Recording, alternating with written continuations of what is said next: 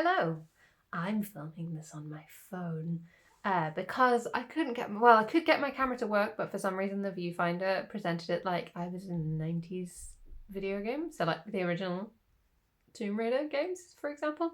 And that's not the look I'm going for, and I didn't know if that was going to transfer onto PC or not, so I don't have the wherewithal to be able to make this hopefully very quick video, if I am spending time flipping memory cards between cameras and computers.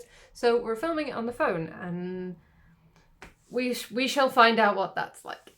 So I have been editing a video. That's why I have editing hair. That's what this is.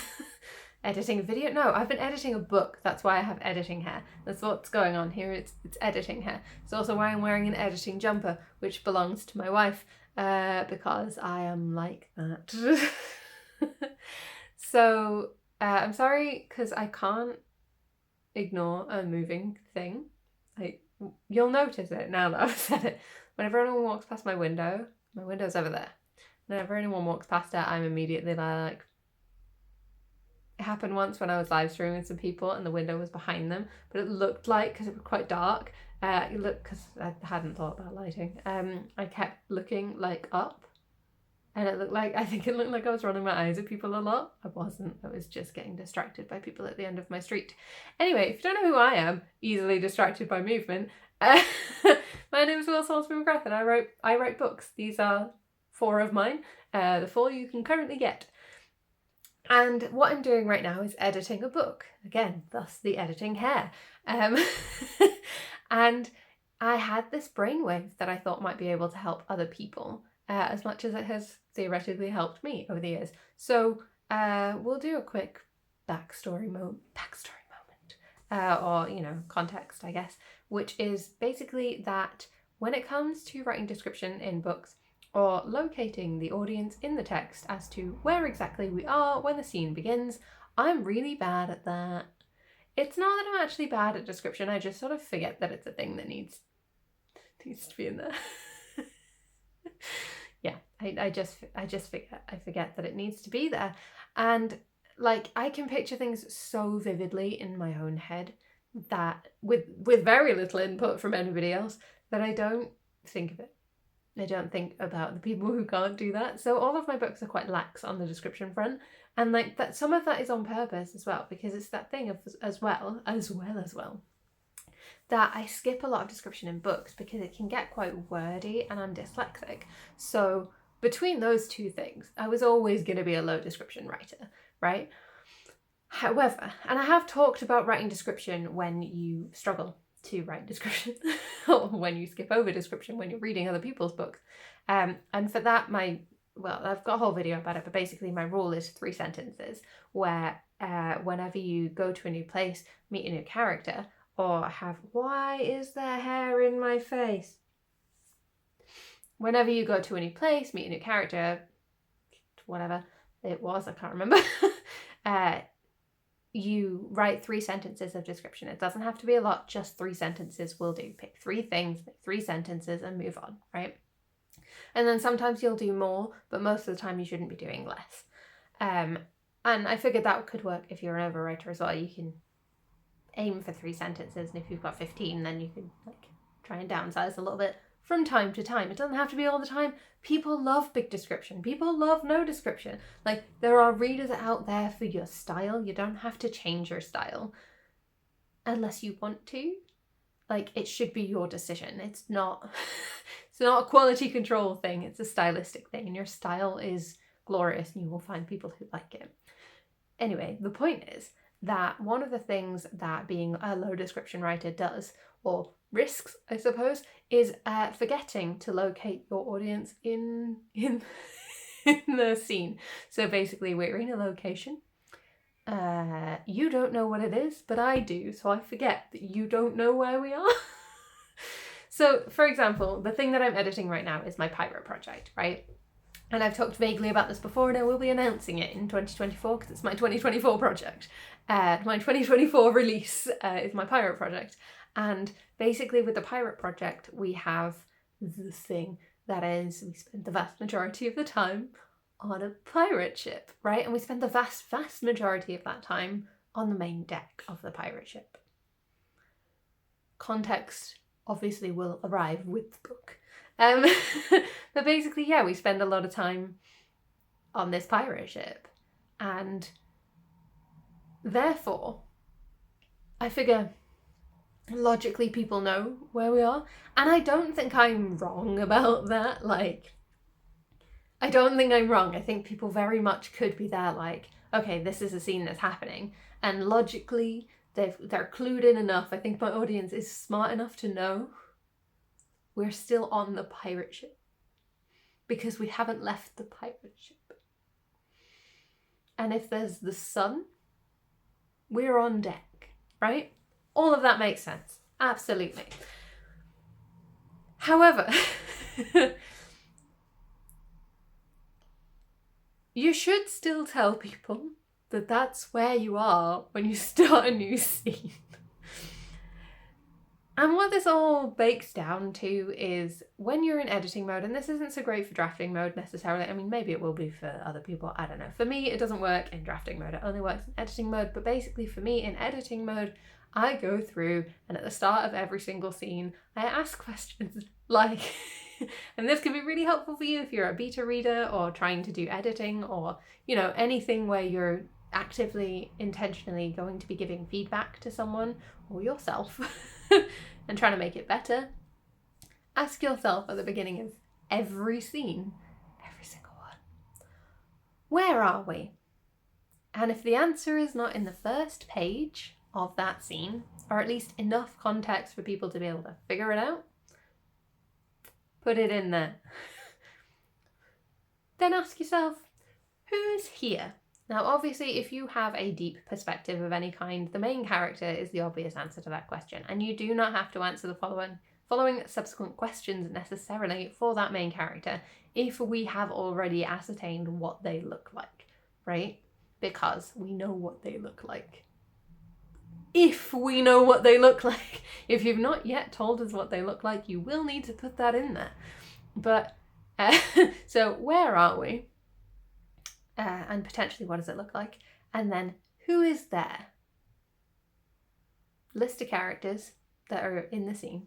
And then, you know, what do these people look like? Is there anything kind of special about how they look right now? Do they have any emotional aesthetics right now? Is there anything that like the environment's done to them to make them look different right now? Like, were we last in a very sunny space and now we're in a dark space and the shadows are playing across their face? Were we in a dark space and now we're in a bright space and you can see how bright blue their eyes are? I'm looking at myself. Sorry. Got my bright blue eyes. Are they in editing mode and they've got their hair all taffled up on top of their head, where it was previously cascading in glorious curls? Like, just using myself as an example. Like, what's the deal? Who is here and what do they look like? Do they look different from before? Have we ascertained what they look like already? Do we want a reminder of that? Is there any kind of context that could be given or gleaned based on their appearance as to their mood or what's going to happen in the scene? And that needs to go next to the reintroduction of like, who's here? You know, these are the questions you need to ask yourself. Was there another one? Gosh, my notes are on my phone, unfortunately. So, where are we? When is it? That's the other one. When is it? When is it? When are we in the story? Like, not just in the story, but also in the like, what time of day is it? Is it light or dark? Do we know what time of day it is? Is your character tired? Are they awake?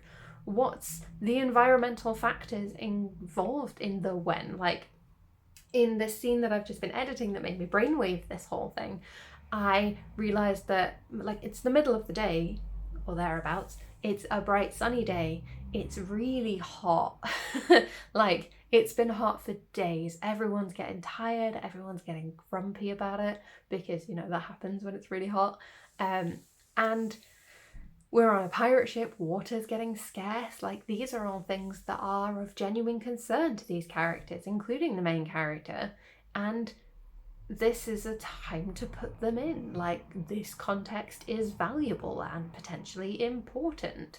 And knowing where the scene is going, so in this particular scene that I've been editing, they're about to make a stop in a port, and therefore they're going to be able to do things like pick up supplies, pick up some water, pick up whatever, and also they have this risk about the prisoners aboard the ship and are they going to get out and all of this kind of stuff. Like, there's a lot that's about to happen. This is the build up to that, and like, therefore it's important to know it's still bright and sunny. It's worrying people that they're going to run out of water before they can port.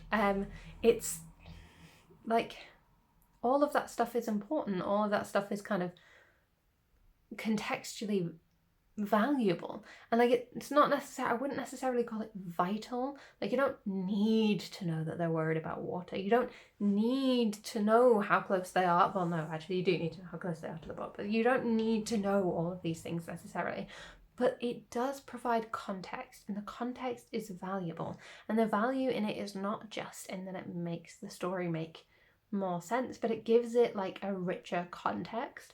And like, I saw someone complaining, and like, not in a mean way, but I don't put a lot of stock in readers' complaints a lot of the time, because, again, not in a mean way, but I think a lot of the time the complaints that readers have, they're very like, they can be very personal taste orientated, and that's totally fine.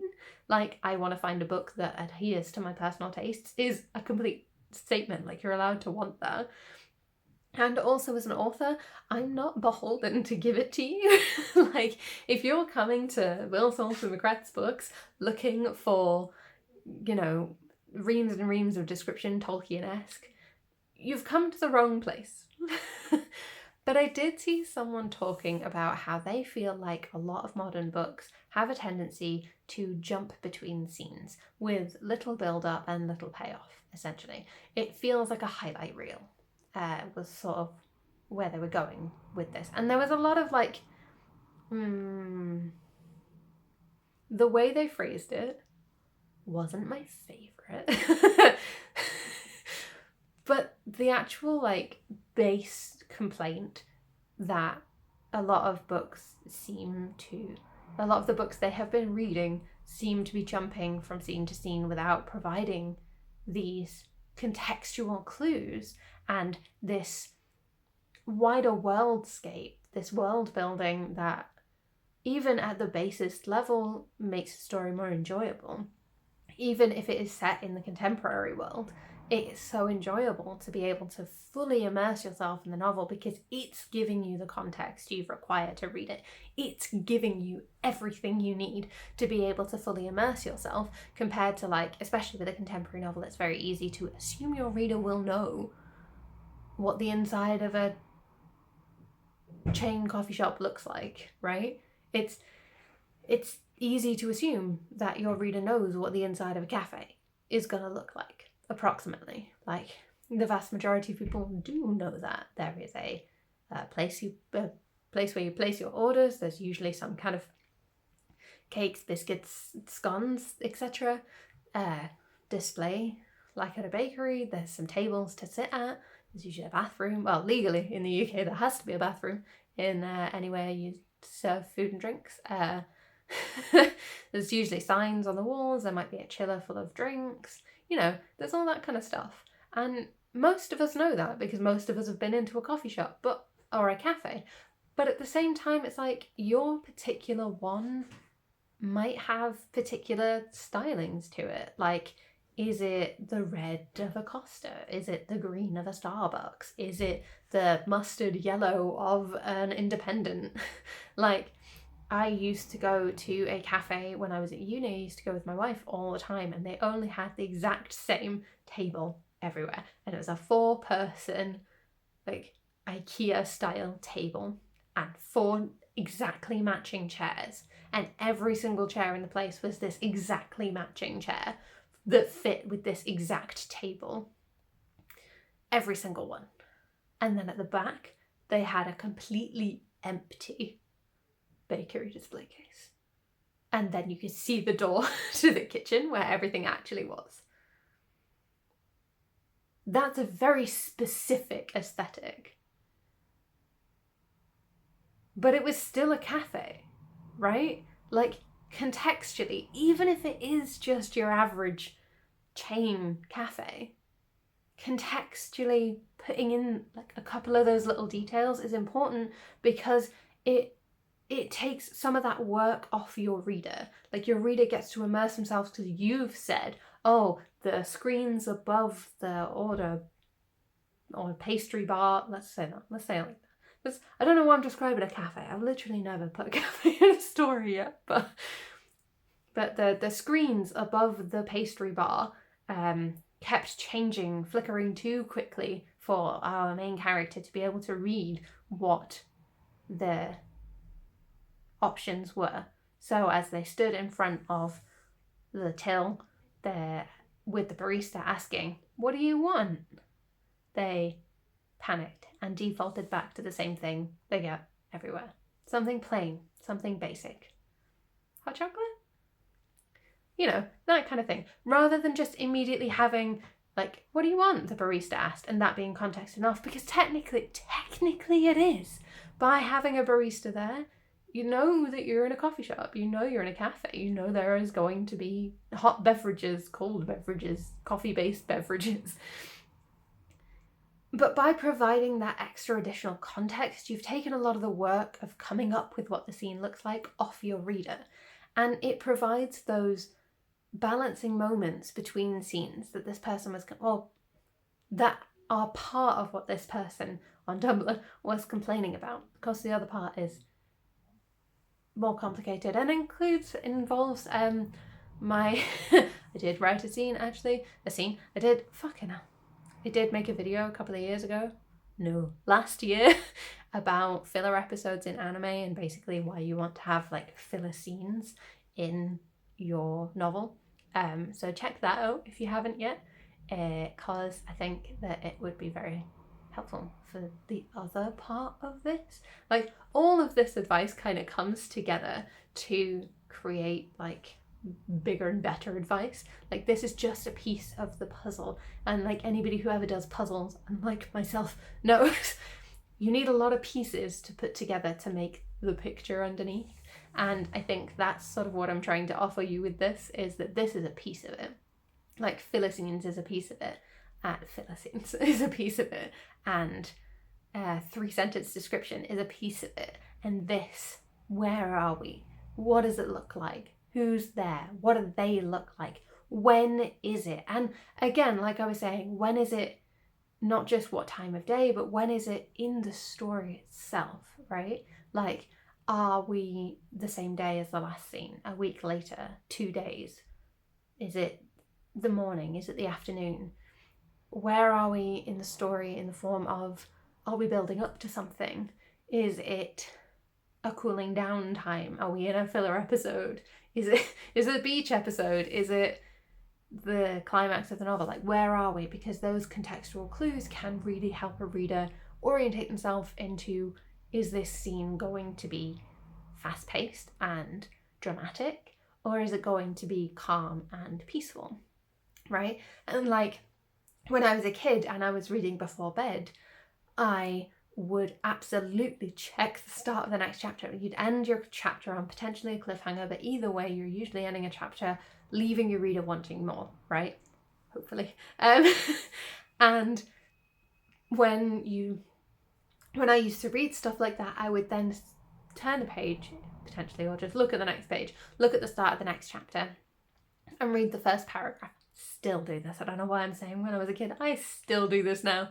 To see if the next bit closes the thing that was like worrying me from the previous chapter, or whether it starts a new thing, whether the vibe is fast-paced and we're just going to keep building and therefore stopping now is probably wise, or whether it's going to be like a calming down moment and therefore I can read this next chapter, and probably by the time we get to the end of that, it's going to be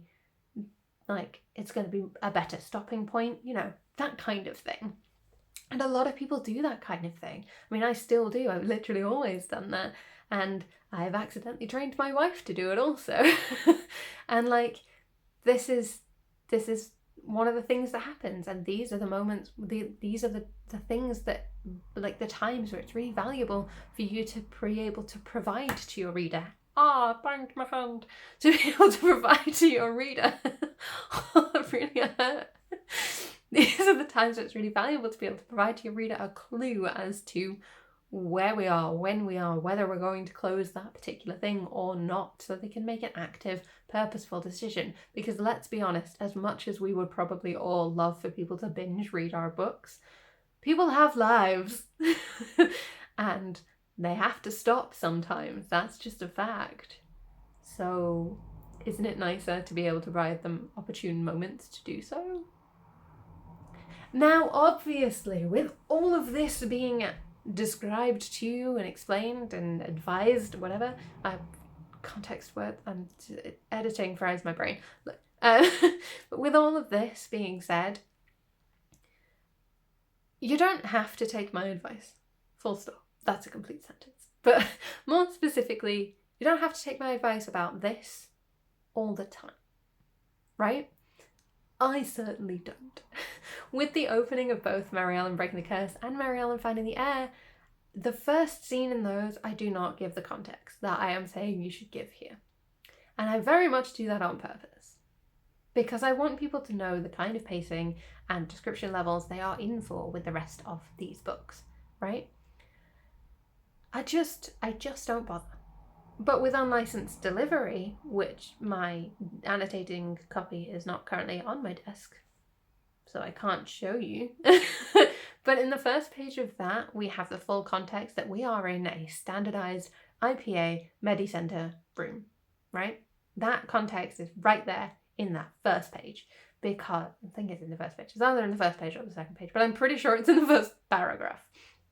Because it's important in that novel to get that across, because that's a fundamental piece of the novel puzzle, right? Whereas the fact that you're in Commander Wickley's office at the beginning of Mary Ellen Breaking the Curse and the beginning of Mary Ellen Finding the Air, it's not really important.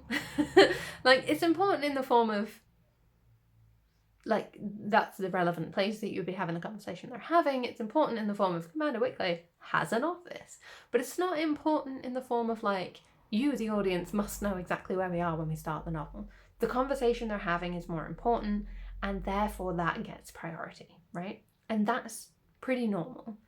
There is still context for where we are in those opening scenes. Like, we have the description of the desk, and there's potentially a description of the lamp.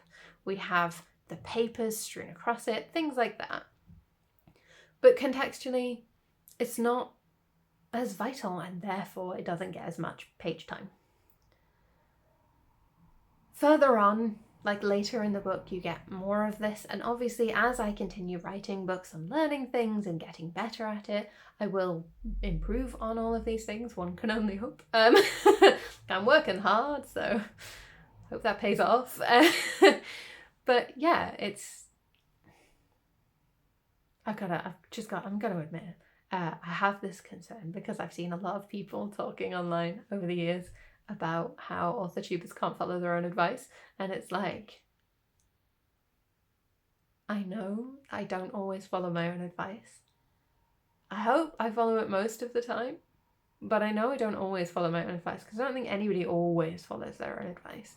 Like, I discovered that putting sugar in, like, scrambled eggs and, like, egg fried rice, and that kind of thing, can be really tasty, because it gives this, like, caramelized kind of thing to it. It adds dimension that you wouldn't have had otherwise. You wouldn't otherwise have. I don't always add sugar to eggs, though. Like, I'm still experimenting with this because I only learned it very recently. But, like, I don't think I will always put sugar in eggs. I don't think I even will always put sugar in, like, egg fried rice.